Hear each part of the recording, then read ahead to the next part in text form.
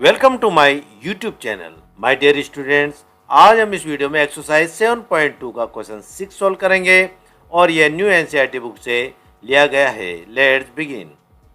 Question 6 है हमारे सामने।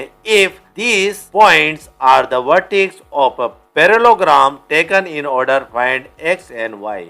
माय डियर स्टूडेंट्स, यदि ये पॉइंट्स इसी ऑर्डर में लेने पर एक पैरेललोग्राम के वर्टेक्स हो तो यदि ये पैरेललोग्राम के वर्टेक्स हो तो हमें x और y फाइंड करना है। x और y की वैल्यू हमें फाइंड करना है।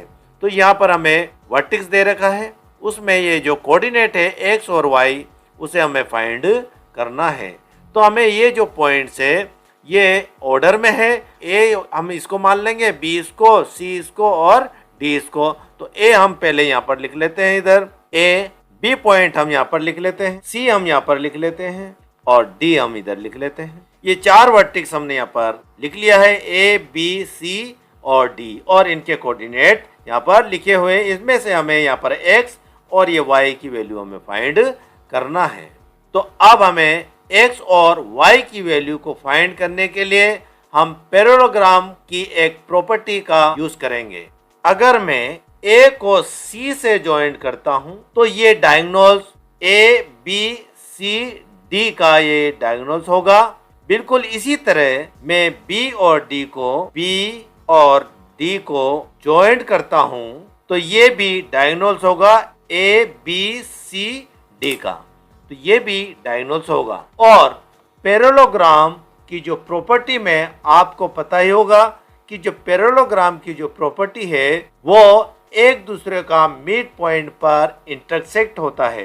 हाँ, यहाँ पर देखो ये दोनों जो डायगोनल्स है ए सी और बी डी, ये दोनों का एक पॉइंट पर यहाँ पर इंटरसेक्ट होता है। ये दोनों एक दूसरे को इंटरसेक्ट करते हैं, यानी ए सी का मिड पॉइंट और बी सी का मिड पॉइंट सेम होगा। चलो इसको नेम दे देते हैं, इसको हम नेम दे देते हैं पी, ये P दे देते हैं हम इसको, इस पॉइंट को। ये होगा हमारा P पॉइंट जो AC और BD ये दोनों लाइन का मिड पॉइंट होगा। यहाँ पर मैं लिख सकता हूँ mid point of AC, mid point of AC and equal to mid point BD। तो मैं यहाँ पर लिखता हूँ, मैंने यहाँ लिख लिया mid point of AC equal to mid point of BD। यानी ये जो AC है और BD है, इनका जो मिड पॉइंट है वो सेम है। यदि हम P पॉइंट के कोऑर्डिनेट फाइंड करें तो ये जो AC है और ये BD है, ये जो डायगोनल्स है इनके कोऑर्डिनेट भी इक्वल होंगे। ये जो P के यानी इनके जो भी कोऑर्डिनेट हैं ये P पॉइंट के वो भी इक्वल होंगे। X एंड Y को फाइंड करने के लिए हम मूव करते हैं। यहाँ पर सबसे पहले हमने अभी देखा है mid point of AC equal to mid point of BD। ये मिड पॉइंट ये हमारा P है, इसीलिए हमें इसका जो सेक्शन फॉर्मूला लगाएंगे, यानी मिड पॉइंट है इसीलिए इसको मिड पॉइंट वाला सेक्शन फॉर्मूला हम पुट करेंगे। तो हम यहाँ पर ये फॉर्मूला में यहाँ पर लिख लेता हूँ। ये AC का जो मिड पॉइंट है, मिड पॉइंट जो सेक्शन फॉर्मूला है मैं लिख लेता हूँ।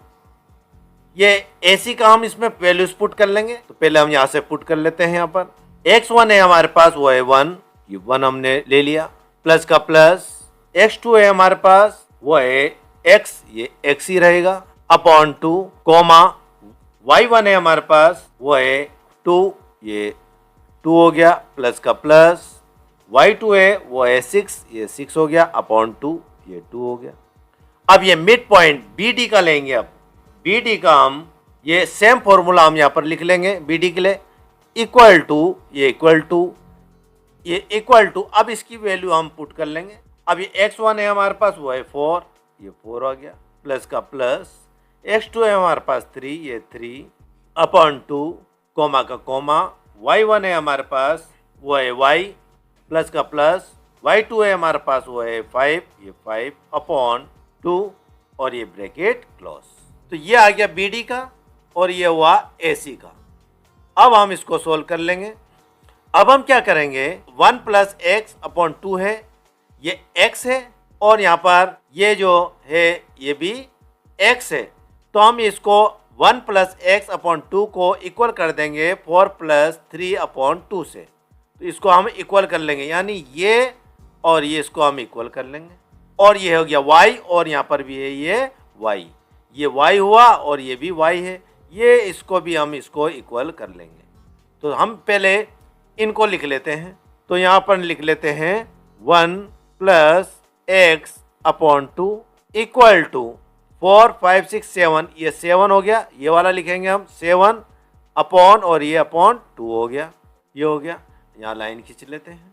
अब यहाँ से y वाला हम ले लेते हैं 6 7 8, ये 8 हो गया, 8 upon 2 equal to y plus 5 हो गया अपॉन 2।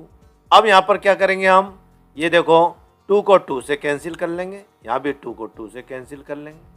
अब हमारे पास बचा 1 प्लस एक्स इक्वल टू 7। अब x की वैल्यू हमें फाइंड करना है, x हम एस टी से यहाँ लिख लेते हैं इक्वल टू 7। 1 को हम राइट हैंड साइड भेज देंगे, प्लस का है माइनस में हो जाएगा, तो x की वैल्यू आ गई हमारे पास 6। अब यहाँ पर ले लेते हैं 8 एस टी से हम यहाँ लिख लेते हैं इक्वल टू y प्लस 5।